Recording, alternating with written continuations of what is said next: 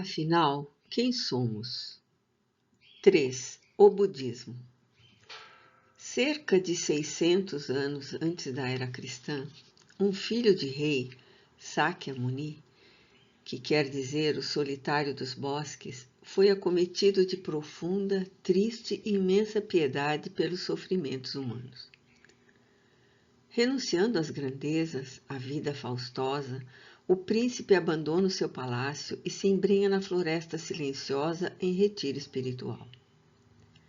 A origem desse isolamento devia-se à corrupção que invadira a Índia logo depois de alteradas as tradições religiosas e aos subsequentes abusos da teocracia ávida do poder.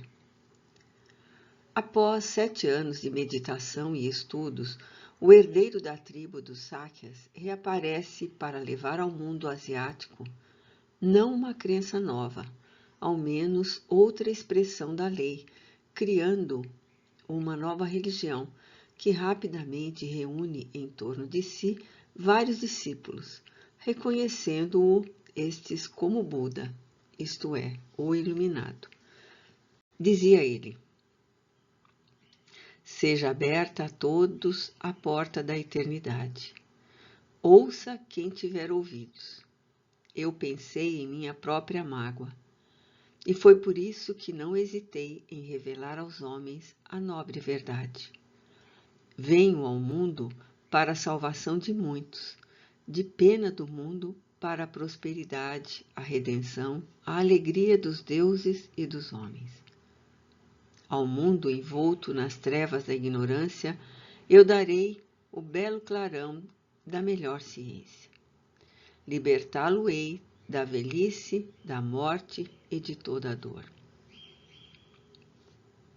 Dando corpo a essa nova doutrina, pregava: está no desejo a causa do mal, da dor, da morte e do renascimento.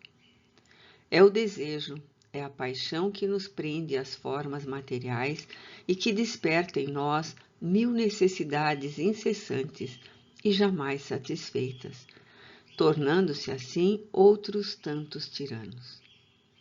O fim elevado da vida é arrancar a alma dos turbilhões do desejo. Consegue-se isso pela reflexão, austeridade, desprendimento de todas as vaidades terrenas, pelo sacrifício do eu, pela isenção do egoísmo, da personalidade. Nota 1. Leon de Rousseau, o budismo. Sobre a ignorância e o mal que daí decorre, podemos atualizar seus ensinos quando dizia: a ignorância e o mal soberano de que resultam o sofrimento e a miséria humana. O conhecimento é o principal meio para se adquirir a elevação da vida material e espiritual. O conhecimento compreendia a ciência da natureza visível e invisível, o estudo do homem e dos princípios das coisas. Algo, todavia, predominava em tais ensinamentos: a lei da caridade proclamada pelo Buda, um dos mais sugestivos apelos que se tem feito nesse sentido. Essa lei, calma e pura, porque nada traz em seu apoio, ficou, porém, ininteligível para a maioria dos homens, visto não lhes prometer nenhuma espécie de retribuição material ou espiritual futura. A maior parte das religiões nos recomenda a prática do bem, tendo em vista recompensas de além-túmulo. Está aí um móvel egoísta e mercenário que não se encontra na lei budista. É necessário praticar o bem, preconizava Buda, porque o bem é o fim supremo da natureza. Nota 2. Leon de Rousseau, La morale de Budismo. Conformando-se às exigências dessa lei, é que se adquire a única satisfação verdadeira, a mais bela, que pode apreciar o seu desprendido dos entraves da forma e das atrações do desejo, causas contínuas de decepção e de sofrimento. Quanto à lei da reencarnação dos espíritos, eram incisivas as suas palavras, de modo a não deixar a menor dúvida. O que é que julgais, ó discípulos, seja maior, a água do vasto oceano ou as lágrimas que vertestes quando, na longa jornada, errastes ao acaso, de renascimento em renascimento, unidos àquilo que odiastes, separados daquilo que amastes? Uma vida curta, uma vida longa, um estado mórbido, uma boa saúde, o poder, a fraqueza, a fortuna, a pobreza, a ciência, a ignorância. Tudo isso depende de atos cometidos em anteriores existências. As almas não penetram no mundo da forma. Nota 3. Condição do espírito quando encarnado. Senão para trabalhar no complemento de sua obra de aperfeiçoamento e elevação. Podem realizar isso pela Upanishad, ou ciência, e completá-la pelo Purana, o amor. A ciência e o amor são dois fatores essenciais do universo. Enquanto não os adquirir, o ser está condenado a prosseguir na série das reencarnações terrestres. Sob tal influência, o instinto vê estreitar-se lentamente o seu círculo de ação, e o ser aprende a abraçar num só amor tudo o que vive e respira. Isto nada mais é que um dos degraus de sua evolução, pois esta deve conduzi-lo a só amar o eterno princípio, de que emana todo o amor, e para onde deve necessariamente voltar. Esse estado é o de Nirvana. Descobri uma verdade profunda, afirmava Buda, difícil de ser percebida. Ela cobre de paz o coração, é sublime, ultrapassa qualquer pensamento, mas é secreta, e só o sábio é capaz de apreendê-la. No turbilhão do mundo, agita-se a humanidade.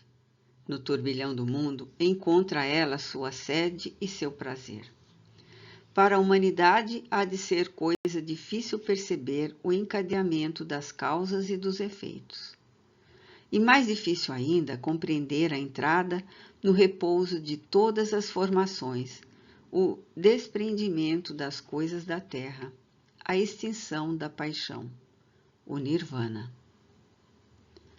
Essa expressão, erroneamente interpretada, tem causado muitos equívocos. De conformidade com a doutrina secreta do budismo. Nota 4. Cine. Le Bouddhisme Ésotérique. O Nirvana não é como ensina a Igreja do Sul ou o grão-sacerdote de Ceilão, e geralmente se interpreta a perda da individualidade, o esvaecimento do ser no nada, ou a reintegração no todo, numa absorção integral, mas sim a conquista do último estágio evolutivo pela perfeição do ser, o qual se liberta. Desse modo, das transmigrações e dos renascimentos kármicos no seio das humanidades, e nivela-se ao eterno princípio, de que emanam todas as coisas. Este estado de elevação espiritual, que abrange todos os conhecimentos e atinge todos os sentimentos, é o verdadeiro Nirvana do Tibete. Nota 5. De Million, Le Bouddhisme. A vida presente, com suas alegrias e dores, não é senão a consequência das boas ou más ações operadas livremente pelo ser nas existências anteriores. Nota 6. Perfeitamente de acordo com a lei do livre-arbítrio da teoria espírita. O presente se explica pelo passado, não só para o mundo tomado em seu conjunto, como também para cada um dos seres que o compõem. Eis aí, em resumo, a lei do karma. Designa-se por karma toda a soma de méritos e deméritos adquiridos pelo ser. O karma é para este, em todos os instantes da sua evolução, o ponto de partida do futuro, o motor de toda a justiça distributiva. Em Buda, uno-me a dor de todos os meus irmãos e, entretanto, sorrio e sinto-me contente porque pressinto que a liberdade existe. Sabei, ó vós que sofreis, mostro-vos a verdade. Tudo o que somos é o resultado do que temos passado. Tudo é fundado sobre os nossos pensamentos. Tudo é obra dos próprios pensamentos. Se as palavras e ações de um homem obedecem a um pensamento puro, a liberdade o segue como uma sombra. O ódio jamais foi apagado pelo ódio, pois não é vencido senão pelo amor. Assim como a chuva passa através de uma casa mal coberta, assim a paixão atravessa um espírito pouco refletido. Para a reflexão, moderação e domínio de si próprio, o homem transforma-se numa rocha que nenhuma tempestade pode abalar. O homem colhe aquilo que semeou. Eis a doutrina do karma. Nota 7. Dhammapada. Se houver alguma salvação para a alma da criatura, será durante a vida terrena.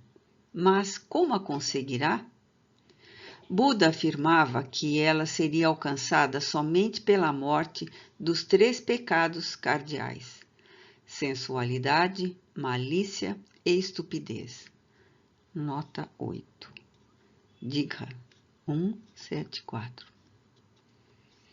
Bem-aventurada a solidão do homem que conhece e vê a verdade. Bem-aventurado aquele que se mantém firme na vida, que não faz mal a nenhum ser. Bem-aventurado aquele para o qual deixaram de existir toda paixão, toda malícia, todo desejo, toda estupidez. Bem-aventurado é aquele que sente a ausência dos pecados.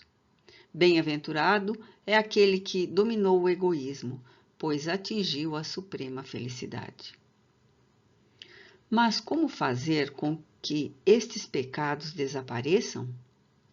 Buda tinha sua resposta, uma resposta brilhante, que impressionou profundamente a humanidade. Essa réplica não pode ser resumida numa frase, todavia podemos dizer, sem desvirtuamento, que a sua ação estabelecida nos 8 caminhos se revela principalmente como autodisciplina. O homem, aconselhava ele, deve se vencer a si mesmo para conseguir o Jivamukti, ou salvação nesta vida. Nota 9. Digha 1,74 e segundos. A compaixão do budismo e sua caridade estendem-se a todos os seres. Segundo ele, estão destinados ao nirvana. Buda e seus discípulos praticavam ainda o dhyana, ou a contemplação, o êxtase. Durante esse estado, o espírito desprende-se e comunica-se com as almas que deixaram a Terra. Nota 10. Eugénie Bonnemère. L'amour et ses manifestations à travers l'histoire. Poderíamos ainda multiplicar as citações tomadas à rica literatura budística, mas, cuidando-se do espaço que comporta este tema, limitamo-nos a finalizar com as sempre esclarecidas palavras do consagrado escritor espiritualista Dr. Carlos Imbassari, porque jamais conseguiríamos condensar a conclusão desse assunto com tal clareza e elegância. Acham-se nos mandamentos do Buda, muitas vezes, ipsis literis, as ordenações da moral espírita. Noutros, aguardam-se a distância do tempo, a diversidade da raça, às contingências geográficas. O Espiritismo e o Budismo, ampliado, comentado, esclarecido, ilustrado e provado. Vamos encontrar ali a roda das vidas sucessivas, que é a reencarnação dos espíritos. Temos lá o karma inexorável, que é a lei espírita de causa e efeito, ou seja, a remissão da dívida pelo seu pagamento integral. É o sofrimento como causa de libertação, tal como em Espiritismo pregava o Buda a evolução dos seres, e só havia progresso do espírito quando ele vencia suas imperfeições. Lá, a felicidade estava no Nirvana, que é a paz espiritual, a perfeita tranquilidade que os espíritas aceitam. Nota 11. Carlos Embassary, Religião. O budismo esotérico ou vulgar, repelido de todos os lados na Índia do século VI, após cruentas lutas provocadas pelos brahmanes, sofreu vicissitudes diversas e numerosas transformações. Um dos seus ramos, o do Sul, em algumas das suas interpretações, parece se inclinar para o materialismo e ateísmo. O do Tibete, porém, conservou-se deísta e espiritualista. Seus adeptos compõem até hoje a terça parte da população do globo, mas em todos os meios onde ele se espalhou, da China, do Oural ao Japão, foram veladas e alteradas as tradições primitivas. No budismo, como em todas as doutrinas, as formas materiais do culto abafaram as altas aspirações do pensamento.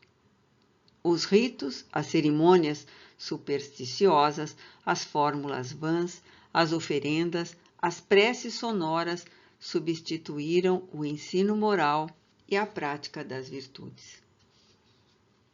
Em suma, é possível afirmar-se que todos os grandes reformadores religiosos ou filósofos conheceram as leis dessa doutrina. O próprio Moisés encerrou o que ela possuía de essencial no Gênesis. A Cabala, com seus 2 livros fundamentais, o Sefer Yetzirah e o Zohar, é a chave que permite descobrir sob o sentido ordinário, o sentido literal da Bíblia, a sua significação secreta. Esses mistérios, diante dos quais tantas divisões e tantos altares foram erguidos, conservam-se ainda intactos e tão grandiosos como nos tempos primitivos. Seria, portanto, mais prudente cuidar de se unir à ciência moderna, exata, positiva, às velhas tradições que foram preservadas pelos sábios da Índia, cujos pais, positivamente, também inspiraram as civilizações antigas do Oriente, assim como inspiraram os fundadores das grandes religiões que dividem a humanidade. Nota 17. Paul Gibier, Análise das Coisas. Grandes esforços foram empregados para espalhar a doutrina búdica no Ocidente. A raça latina, ávida de progresso, de movimento, de luz e liberdade de culto, mostrava-se, entretanto, nada propensa a submeter-se a essa religião de renúncia, a qual, mais tarde, os povos orientais erroneamente transformaram numa doutrina de aniquilamento voluntário e de prostração intelectual. O budismo, na Europa e na América, perdurou apenas entre alguns homens de letras que honram o verdadeiro esoterismo tibetano. Apesar de suas marchas e sombras, o budismo nem por isso deixa de ser uma das maiores concepções religiosas que tem aparecido neste mundo. Uma doutrina toda de amor e igualdade, uma reação poderosa contra a distinção de castas estabelecida pelos brahmanes, e que, em certos pontos, oferece importantes e profundas analogias com o Evangelho de Jesus de Nazaré. Nota 18. Leon Denis, Depois da Morte.